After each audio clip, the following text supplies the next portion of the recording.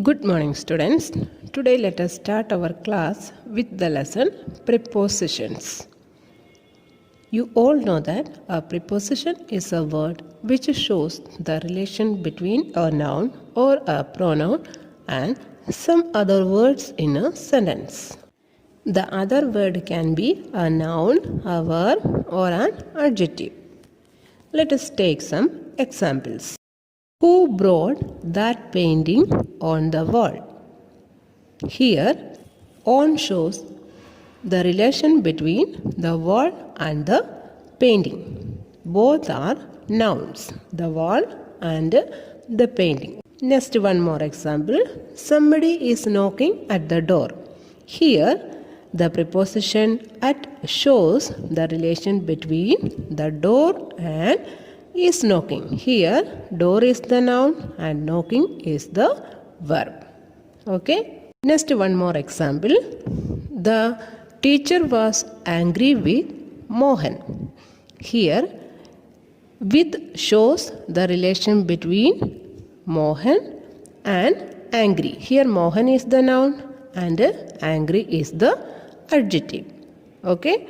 So, we can say that a preposition is a word which shows the relation between a noun or a pronoun and some other words in a sentence. Other words means noun, verb or adjective.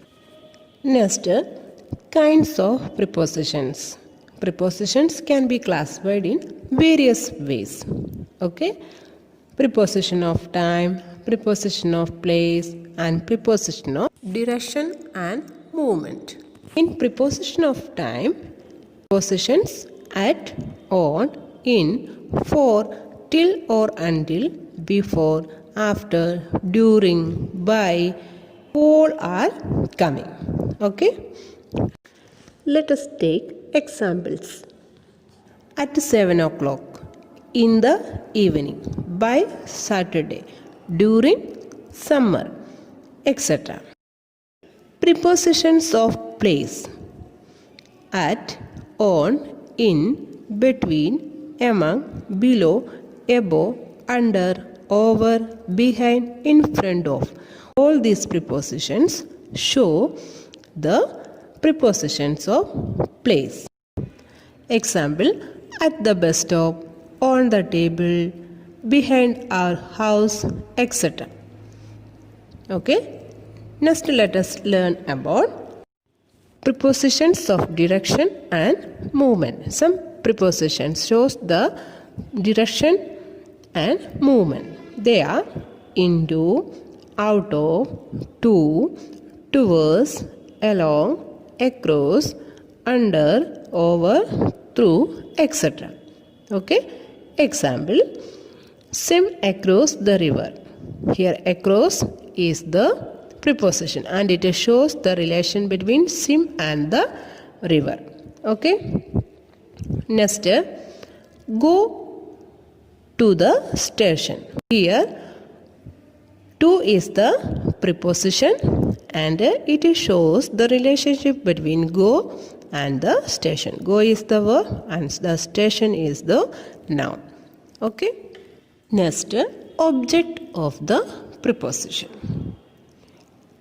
The noun or pronoun before which a preposition is placed is called the object of the preposition.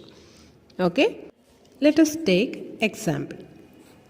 The vehicle was parked far from the house. Here, from is the preposition. Okay. After from, what is coming? The house.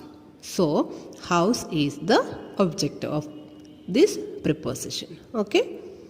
Next, one more example. They own a house in the village. Here, in is the preposition. And after in, what is coming? The village. So, village is the object of the preposition in. Okay. The noun or pronoun that comes after the preposition will be the object of that preposition. Okay. Let us take one more example. This train stops at many stations. Here, at is the preposition and many stations is the object of this preposition. Okay? Means station is the object. In addition to single word preposition like on, over, after, there are some group of words, okay, that can also function as preposition. Let us take examples. In front of, okay, here in is coming, front is coming, and of is also coming. In front of is the group prepositions, okay. In addition to, in addition to, 3 words are here, okay. So these kinds of prepositions are called group prepositions, okay. On behalf of, in case of, in spite of, these all are the examples of group prepositions, okay. Let us take one example. There is a huge mango tree in front of my house. Here, in front of is the preposition, that is group prepositions, okay. We can't use only in, otherwise only front, otherwise only of. We have to use in group only. So it is called a group preposition. One more example. The school will remain closed tomorrow on account of the Independence Day. Here, on account of the group preposition. We can't use only on, otherwise only account, otherwise only of.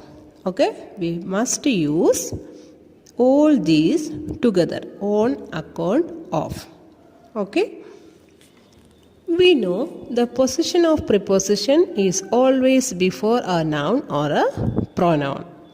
But in some cases it will change. The preposition comes at the end when its object is a question word. Okay? What are you thinking of? Here its object is a what? Okay? That is a question word. So, we must use the preposition in this type of question at the end. Okay? Who was this poem written by? Here also question word is coming and the object is a question word, so we must write the preposition at the end of the sentence. Okay? The prepositions comes at the end of a clause beginning with that. Okay? This is the book that I was referring to. Okay? Here the clause starts with that. Okay? So we can use the preposition at the end of the sentence.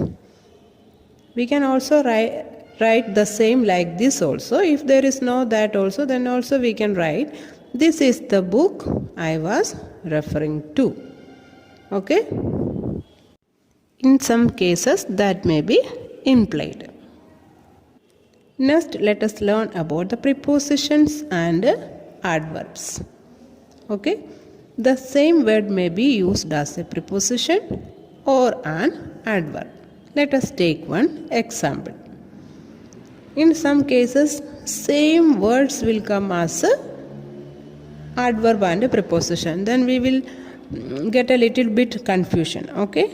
Let us go through it. The balloon went up.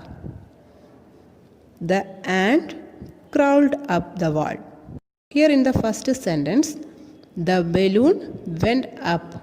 Here up is not a preposition. Here it is the adverb. Okay? And in the second sentence, the ant crawled up the wall. Here up is used as the preposition because it shows the relation between crawled and the wall. Okay? So this one is the preposition. Okay, if a word is used as a preposition, it must be placed before a noun or a pronoun. Okay, an adverb will be always at the end of the sentence. Let us take one more example. Come near. Sit near the window. Here in the first sentence, it is adverb. Near is adverb because it comes at the end of the sentence, and after that no noun or pronoun. Okay, so we can say it is adverb. And in the second sentence, sit and the window, the preposition comes between these.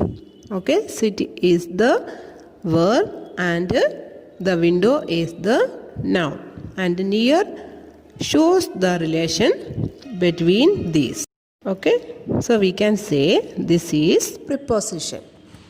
Hope you have understood today's class. Let us end this section here. Thank you.